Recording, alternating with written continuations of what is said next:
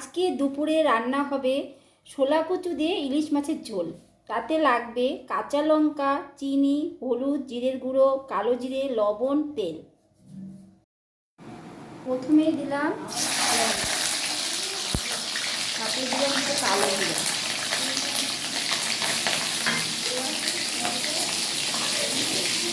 আলুগুলো দিয়ে দিলাম।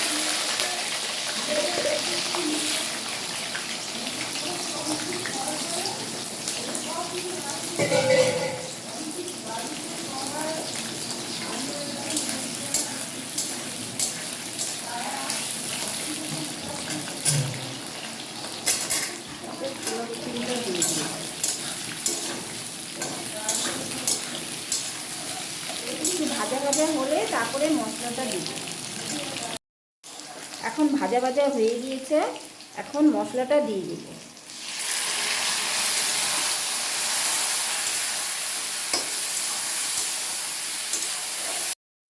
হলুদ,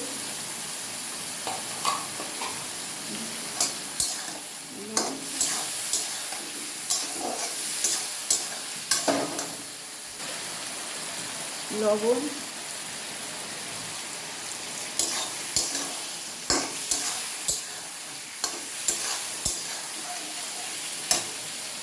সামান্য চিনি। মশলা কষানো হয়ে গিয়েছে, এখন জলটা দিয়ে দিলাম।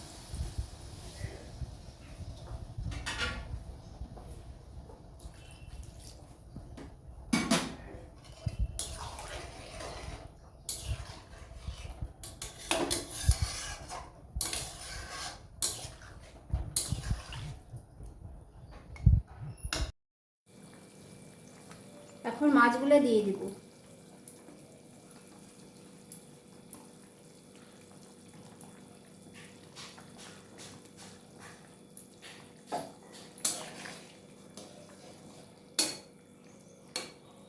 একটু ফুটলে নামিয়ে দিই।